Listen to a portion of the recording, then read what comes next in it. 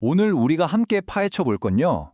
역사상 가장 읽기 어려운 책 중 하나로 꼽히는 바로 그 책, 마르크스의 자본론입니다.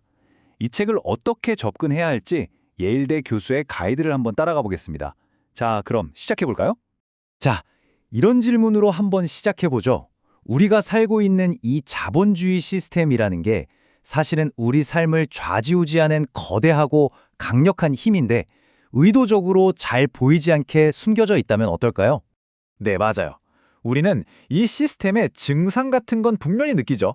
당장 내 통장 잔고만 봐도 그렇고 매일 출근하는 직장에서 또 우리 일산 곳곳에서 그 영향을 받으니까요. 근데 이상하게도 그 근본적인 원인이나 전체적인 그림은 잘 보이지가 않아요. 왜냐하면 이 시스템 자체가 너무 크고 또 너무 복잡하고 교묘하게 숨어 있어서 직접 관찰하기가 거의 불가능하기 때문이죠. 바로 여기서 아주 중요한 이중성이 나타납니다. 한쪽에는 우리가 살고 있는 이 세상, 즉 자본주의 시스템이 있고요. 다른 한쪽에는 그 세상을 어떻게든 이해할 수 있게 만들려는 마르크스의 프로젝트, 즉 자본론이라는 기획이 있는 거죠. 그러니까 이 분석에 따르면 자본론은 이 거대한 시스템의 전체 지도가 그려져 있는 거의 유일한 공간인 셈입니다. 자, 이제부터 마르크스를 어떤 사상가가 아니라 마치 한 명의 탐정처럼 한번 따라가 보겠습니다. 역사상 가장 완벽한 타이밍에 나타나서 흩어져 있던 단서들을 하나로 깨맞추는 그런 수사관 말이죠. 마르크스가 완전히 맨 땅에 헤딩한 건 아니었어요. 그보다 앞서 자본주의를 처음으로 분석했던 최초의 이론가들, 바로 애덤 스미스와 데이비드 리카도가 있었죠. 마르크스는 이들의 이론을 비판적으로 검토하면서 그들이 놓쳤던 맹점들을 파고들었고 그걸 바탕으로 자기 주장을 세워나갔습니다. 마르크스가 모은 증거는 정말 다방면에 걸쳐 있었어요. 그냥 책상에만 앉아서 경제학자들 이론만 파고든 게 아니라는 거죠. 그는 공장의 실태를 담은 기록들, 당시 신문 기사, 심지어 소설까지 샅샅이 뒤지면서 이론과 현실이 어떻게 다른지 그 생생한 목소리들을 추적했습니다. 그리고 이 책에는 정말 뜻밖의 영웅들이 등장합니다. 누군지 아세요? 바로 공장 감독관들입니다. 이게 참 아이러니한데 당시 구귀족 계급의 돈으로 고용된 이 정부 관료들이 공장의 끔찍한 노동 현실을 아주 신랄하고 상세하게 기록한 보고서를 남겼거든요. 마르크스에겐 이게 아주 중요한 증거가 된 거죠. 자, 그럼 마르크스의 수사는 어디서부터 시작될까요? 아주 평범하고 일상적인 것에서부터 출발합니다. 바로 우리가 매일같이 마주하는 상품이죠. 자본론의 그 유명한 첫 문장입니다.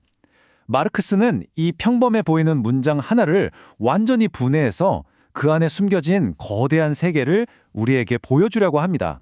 먼저 부라는 단어부터 한번 뜯어볼게요. 이게 중요해요.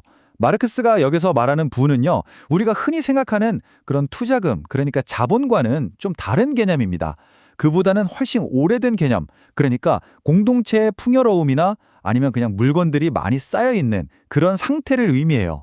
이 둘을 구분하는 게 아주 중요한 단서가 됩니다. 반면에 자본은 완전히 다른 녀석입니다. 그냥 쌓여있는 물건이 아니에요. 이건 끊임없이 자기 몸집을 불려나가는 아주 역동적인 과정 그 자체라고 할 수 있죠. 돈이 더 많은 돈을 낳게 만드는 일종의 자기 팽창 기술 같은 겁니다. 바로 이 지점이 핵심입니다. 우리가 가게에서 보는 저 수많은 물건들, 그게 그냥 물건 더미, 즉 집적된 것처럼 보이잖아요. 하지만 그 이면에는 사실 노동, 자원, 권력 사이의 복잡하고 역동적인 사회적 관계가 전부 숨어 있다는 거죠. 사람들이 일하고 살아가고 때로는 죽어가는 그런 관계 말입니다. 여기서 상품에 대한 아주 결정적인 정의가 나옵니다. 자본주의 사회에서 물건은요, 그냥 우리가 쓰려고 만드는 게 아니에요. 처음부터 팔려고, 즉 교환을 목적으로 생산된다는 것, 이게 핵심입니다. 이 순간부터 사물은 우리가 알던 것과는 완전히 다른 성격을 갖게 되는 거죠. 자, 그럼 이제 결론으로 한번 가볼까요? 마르크스가 이 거대한 자본론이라는 기획을 통해서 궁극적으로 보여주고자 했던 건 과연 무엇이었을까요? 이 교수가 사용한 독과 약이라는 비유가 정말 기가 막힙니다. 자본주의 시스템의 이 모순적인 본질을 너무 잘 보여주거든요. 이 시스템은 수십억 명을 먹여 살리는 약이 되기도 하지만 동시에 임금 노동으로 인간관계를 파괴하고 부를 불평등하게 나누는 독이 되기도 한다는 겁니다.